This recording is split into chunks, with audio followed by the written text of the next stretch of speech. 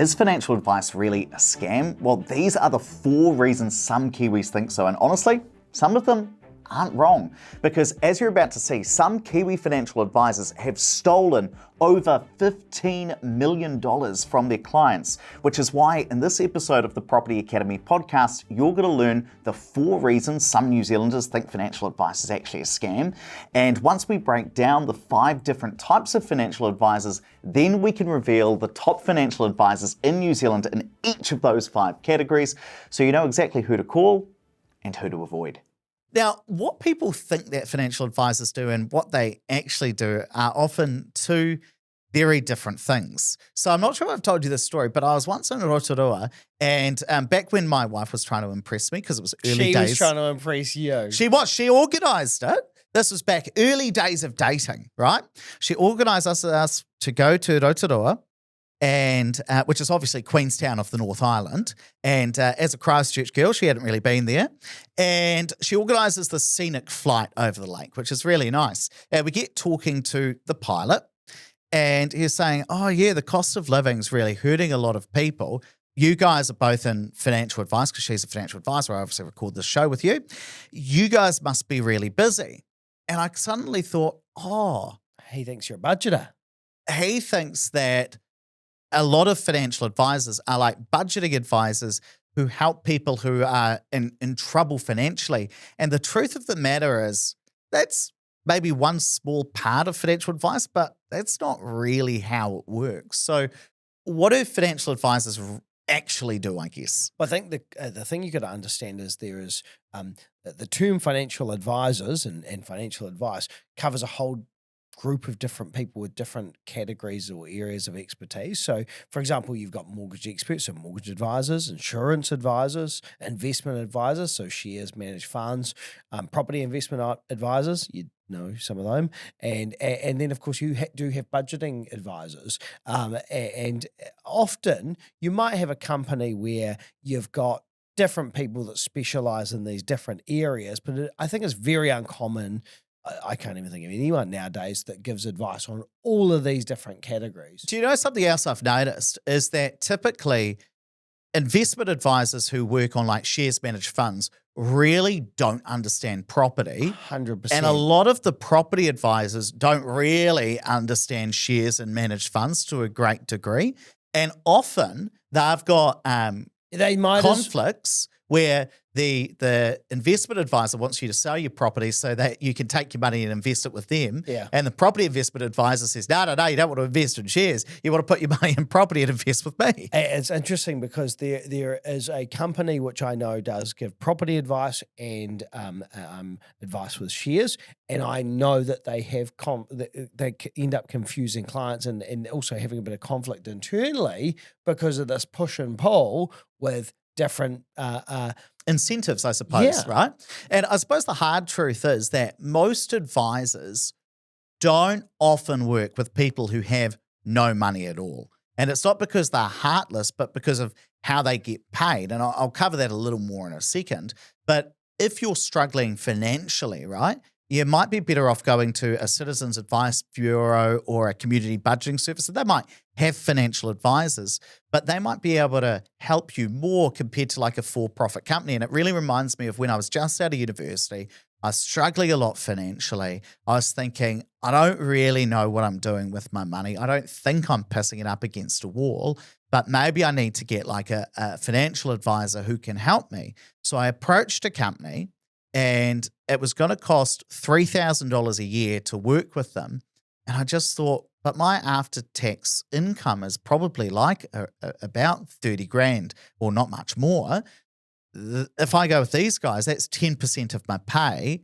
Am I really going to find additional savings? So the answer was probably not. And so I think the truth of that the industry sometimes doesn't discuss is that it's not that financial advisors are only for rich people, but it's more that they help people on, good incomes build wealth or help wealthy people make their money last. Like if a mortgage advisor is going to earn an income by helping you, which of course is the whole point of having a business and what they're there to do, you need to be able to have enough income and deposit that you can get out a mortgage. Otherwise, they can't really help you. Do you know what I mean? There is a certain level of income that's necessary. And one of the other things I've been thinking about as I was preparing for the show is that some people online think that financial advice and using a financial advisor is a scam. And I don't think they're necessarily totally crazy for thinking that, because there are some good reasons that some people are skeptical. Yeah, I think whilst your vast majority of financial advisors are good, honest, hardworking people, there is a history of bad behaviour, both in New Zealand but also all over the world. There have been some real scandals where people in a powerful position of being a financial advisor and guiding people with their money have actually taken the piss. And so if you think about like advisors who get paid commission to push their products, but those products weren't necessarily the right products for their clients, but they knew they were going to get paid for selling that product anyway, well, that ends up with eventually the buyer, the person that's, the client, feeling worse off after getting professional help. And that's just not right for the industry. And actually, there was a story of this guy called Barry, who was a Dunedin financial advisor, and he used to run these free dinner seminars, right? Oh, so there's no such thing as a free lunch. So he thinks, I know what I'll do. Free dinner. dinners. Yeah, well, there wasn't a free dinner. So basically what he'd do is he went around the South Island, old Bazza, and he'd gather up probably a bunch of older, more vulnerable people, often is the way with these scams. And he did this over 20 years and had 2,000 clients that he took their money and invested it for them. Now, the investment was just his lifestyle. He was just spending the money. And in total, he stole over $15 million. It's a lot of money. That's a lot of money. 750K a year, say, roughly, on average. He's spending on, he's going out for dinners a lot. He's having to put up with a bunch of oldies for dinner, but he's making quite a good living doing it. And as a result, he ends up fleecing all these people. And those kind of actions, they can rock a consumer's confidence in the financial services industry. I saw another one, a guy called Murray McClune. Oh, I wouldn't trust that name. I was actually Murray thinking. McClune. You like Murray that McClune. name, It sounds you? like he's on the Simpsons. No, right? it sounds like he's from Donaldson's Dairy. No, I was thinking he used to be Donald's. I think you mean Donaldson's Dairy. That's what I said. Oh, do you? I thought you said Dawson's Dairy. No. I thought he sounded like off the Simpsons, like Troy McClure.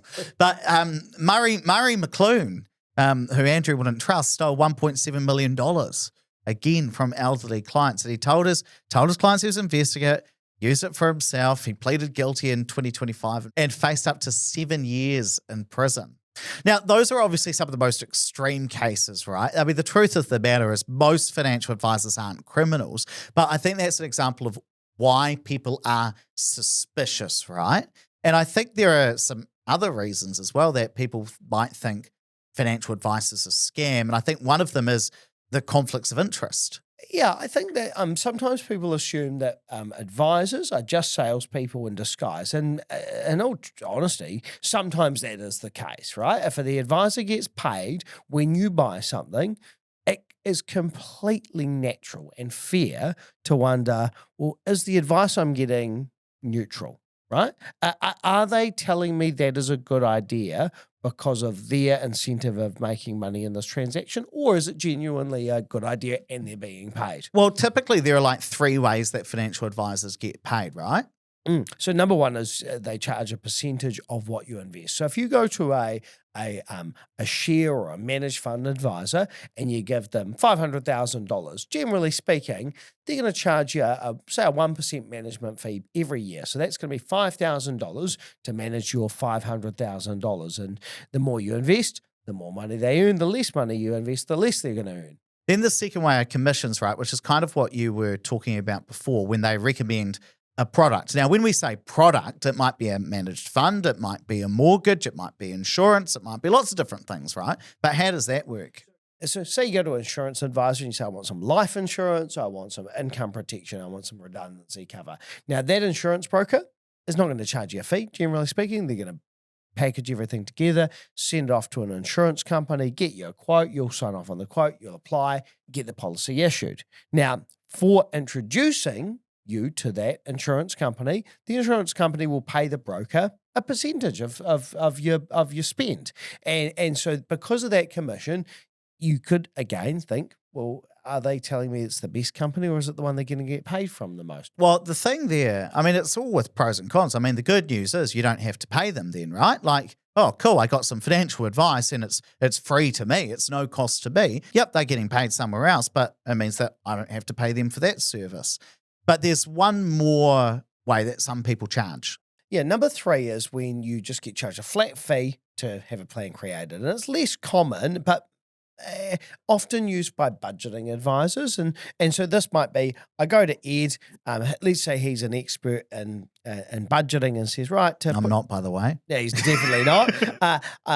He's going to go through my accounts, tell me where I'm spending my money unnecessarily, give me a spreadsheet and tell me how to keep on track. He might charge me $1,000 for that. Yeah, I mean, $1,000 would be pretty light, actually. Well, I've seen that financial planners as well might charge this. Might be, $2, $3, $4 is what I've seen some people charge. And I want to come back to that thing about conflicts of interest and somebody getting paid, because I do think that it's important to understand that they're there. So, like right now, a mortgage advisor gets paid more money up front if they recommend that you use Westpac rather than BNZ, right? So you might wonder, well, is their recommendation that I go with Westpac because Westpac's actually a good bank for me in my situation and they've analysed it, or is it just the one that pays them the most? And one of the things, you're never really going to be able to tell, like, there's no blanket rule around it. I think that's where some advisors are good and some of advisors are bad, right? And it made me think about, I recently bought some speakers for my house, right? Because I really like my music and I thought, I know what I'll do. I'll get some nice speakers for my house and I'll really enjoy that. It'll make my TV sound better and then I can sit there and listen to my operas and musicals. I'm looking forward to how you weave this back in. Well, what was interesting is I'm like, I don't really know anything about nice speakers, right? I got no idea at all. So I'm trying to research online. You were with your new friend Grok. No, I don't use Grok. I'm on Claude at the moment. I love Claude. And I'm talking to dear Claude, what would be like some good speakers for me? Anyway, it's all a bit technical. It all goes over my head. I'm a simple man, Andrew. So I think, okay, what have I got to do? I'll go to a speaker shop. Now, I'm a bit nervous going into the speaker shop because do you know how much some speakers can cost? So you could be like a $50 speaker right the way up to tens of thousands of dollars, right? Maybe more. The most expensive speakers in this store were $250,000. Now, obviously, I am not going to be purchasing those because I look at that, I'm like, that's 2 house deposits, right? I'm going to be investing in property with that sort of money if I had it. But these guys that I'm talking to, these really lovely nerds, I'm assuming they get paid some commission from selling these very expensive speakers. Yeah. And it was really interesting. The first guy I talked to, I went into the store. I said, I'm looking for some speakers. This is a photo of what my house looks like. I think I need this. I think I need this, but I don't really know. Now, I would be like victim number one. You could just on fair go. Well, you could just sell me stuff and I wouldn't know because I've got no idea. You can't do that without the subwoofer.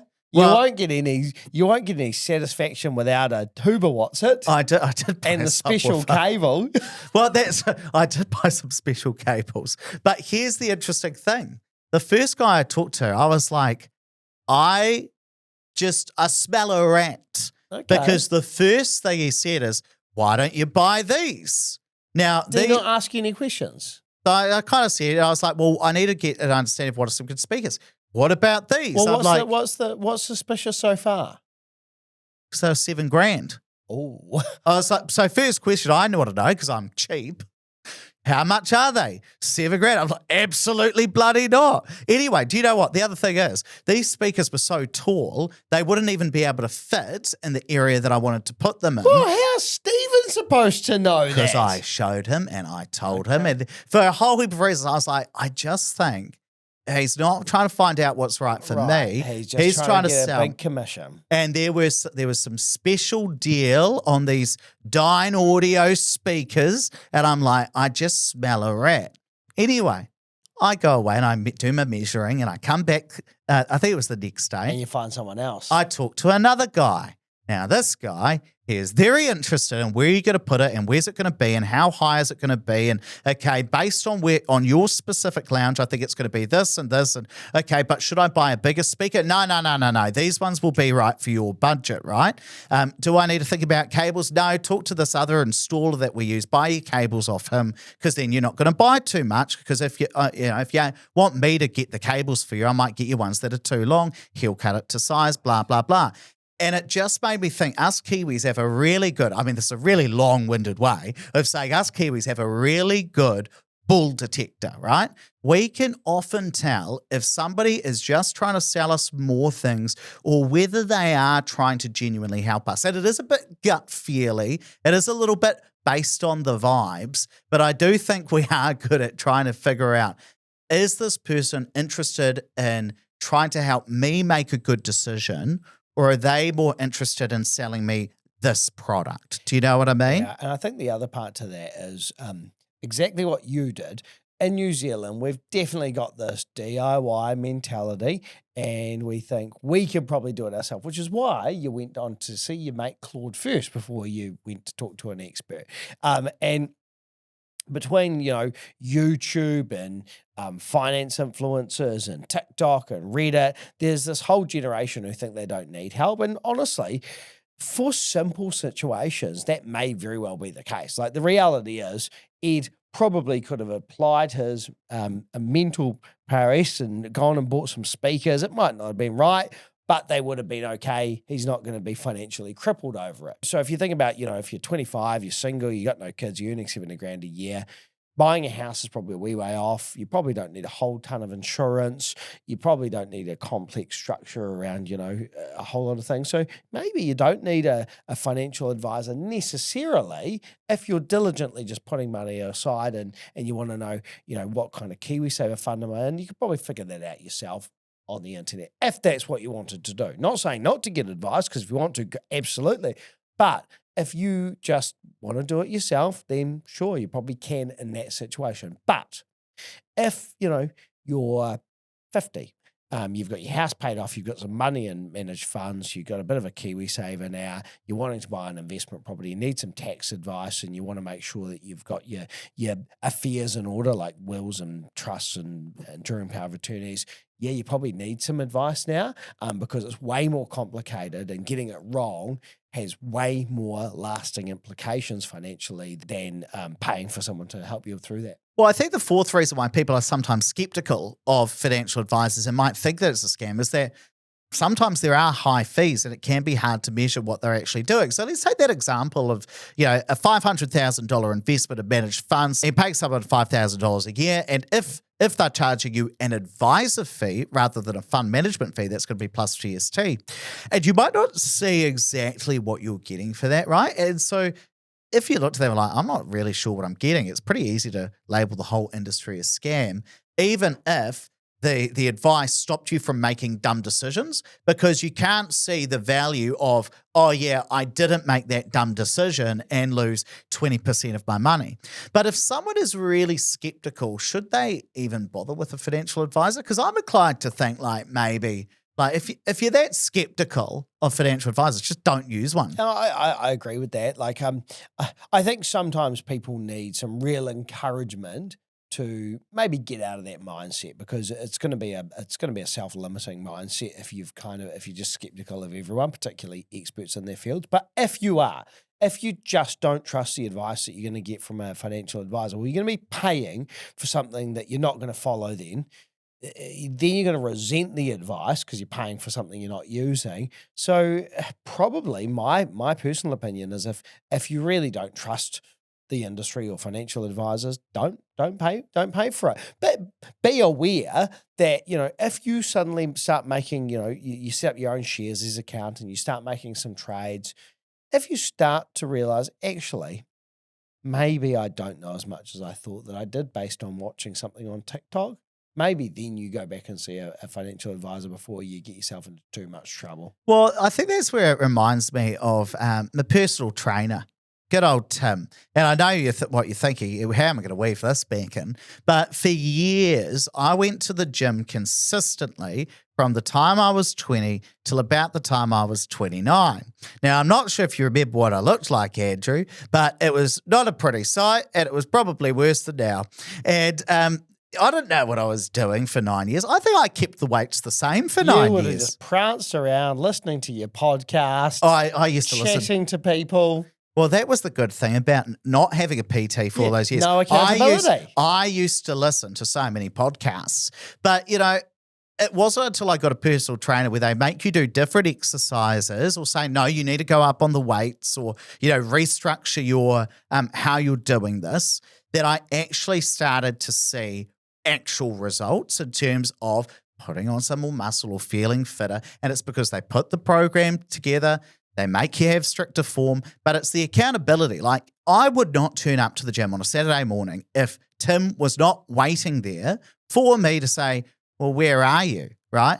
Oh, sorry, I didn't feel like it. Well, it's not good enough if somebody's waiting for you. And I think that's what a financial advisor really does. There was this really interesting study, out of Canada. And what they did is they split people into two groups. They looked at people who had financial advisors and people who didn't have financial advisors.